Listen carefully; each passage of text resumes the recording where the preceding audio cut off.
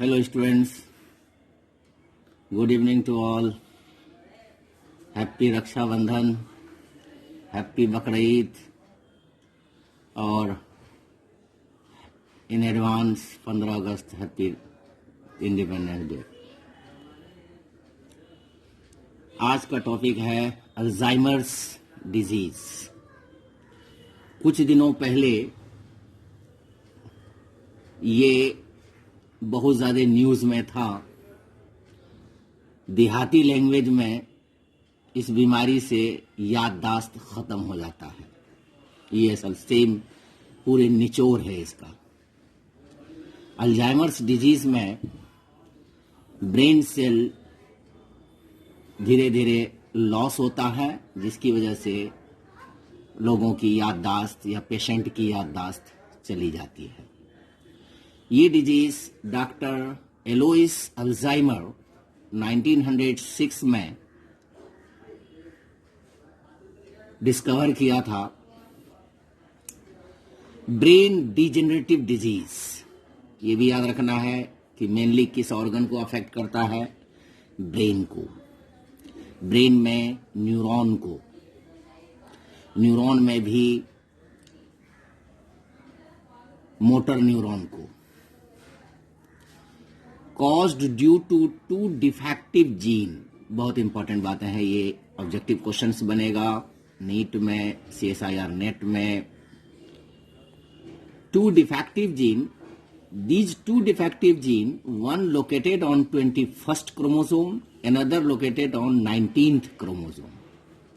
19th chromosome, तो 21st chromosome में अगर लोकेटेड है ये gene, this is called dominant. और अगर 19th में है, this is called recessive. Dominant case बहुत कम पाया जाता है, रेयरली पाया जाता है। और जो अगर 21st क्रोमोसोम में डिफेक्टिव जीन है, तो ये बहुत अर्ली बीमारी पैदा करेगा, यानी कम एज में।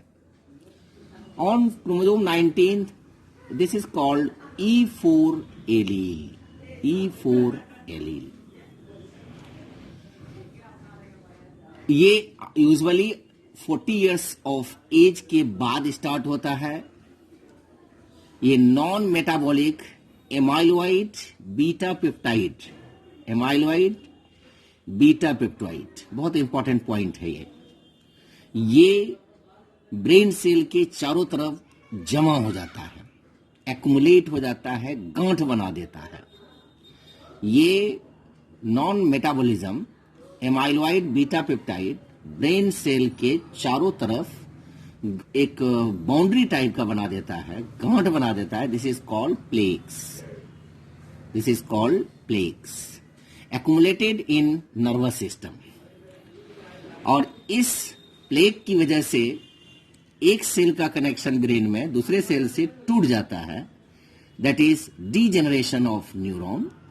और उसके बाद choline acetyl transferase activity reduced. ये एक एंजाइम है, कोलिन एसिटाइल ट्रांसफेरेज, इसकी एक्टिविटी ये रिड्यूस हो जाता है। ये था इसके बारे में इंपॉर्टेंट जेनेटिक बातें। Symptoms, change in personality and mood, जाहिर सी बात है। ट्रेम्बलिंग ऑफ हैंड्स, हाथ का कांपना। डिमेंशिया और लॉस ऑफ मेमोरी, डिमेंशिया उसी को कहते हैं कि याददाश्त धीरे धीरे चला जाता है, याद ही नहीं रहता है कोई चीज।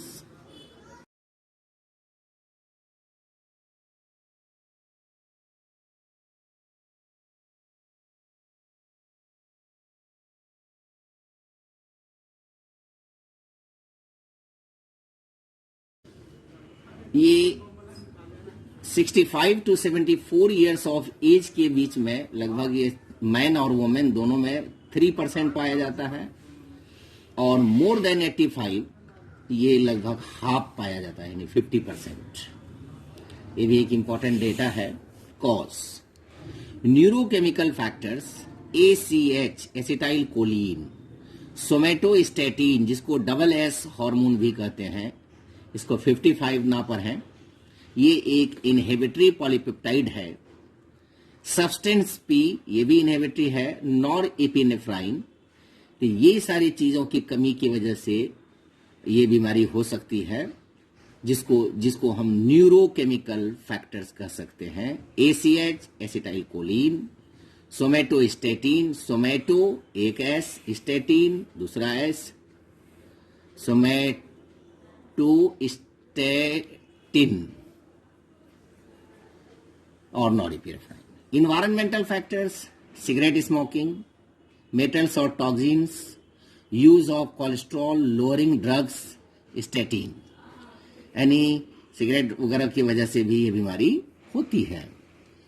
Pathophysiology, attacks nerves, brain cells, neurotransmitters. Neurotransmitters किसे कहते हैं? वो chemicals that carries message from one neuron to another and from neuron to the cell. तो उसको भी ये अफेक्ट करता है। Destruction of those parts form clumps of protein around brain cells, plaques और bundles, and this hamper coordination. जैसा कि मैंने पीछे कहा, मान लिया कि ये ब्रेन सेल है, इसके चारों तरफ ये क्लम्प हो जाएगा, ये दूसरा ब्रेन सेल है, इन दोनों के बीच में कनेक्शन टूट जाता है। तो ये जो क्लम्पिंग हुआ, इसी क्लम्पिंग को हम प्लेक्स कहते हैं, जिसकी वजह से न्यूरॉन सेल डिजेनरेट होता है, जिसकी वजह से ये बीमारी होती है। Risk factors, down syndrome, head injuries, sir पे चोट लगना, क्रॉनिक हाई बीपी, मतलब लगातार जो है उसका बीपी हाई रहेगा, स्मोकिंग एंड ड्रिंकिंग, ये सब रिस्क फैक्टर है इस बीमारी के लिए। Genetic and immunological factors, oxidized LDL receptor 1 plus angiotensin 1 converting enzyme. LDL low density lipoprotein, low density lipoprotein, इसका जो रिसेप्टर 1 होता है, और एंजियोटेंसिन 1 कन्वर्टिंग एंजाइम्स, ये दोनों tied to the way the brain cell bind to ApoE। ApoE क्या है? impairs the function of macroglia। ApoE क्या है? apolipoprotein 4। apolipoprotein 4 को शॉर्ट में ApoE कहा है। यानी ये दोनों इसको बाइंड कर लेता है और रिड्यूस प्लेक फॉर्मेशंस, उसके बाद जिसकी वजह से प्लेक फॉर्मेशन रिड्यूस हो जाता है। Human brain immune response cells. और इसके बाद कुछ क्वेश्चंस है। Question number 1, what is plaques? Question number 2, expand LDL ApoE4। 3, write the cause of Alzheimer's disease। 4, name 2 neurotransmitters। अगर ये छोटे छोटे करके हम वीडियो दे रहे हैं, लेक्चर दे रहे हैं, अच्छा लगे तो लाइक करें, सब्सक्राइब करें, शेयर करें, इससे फायदा उठाएं।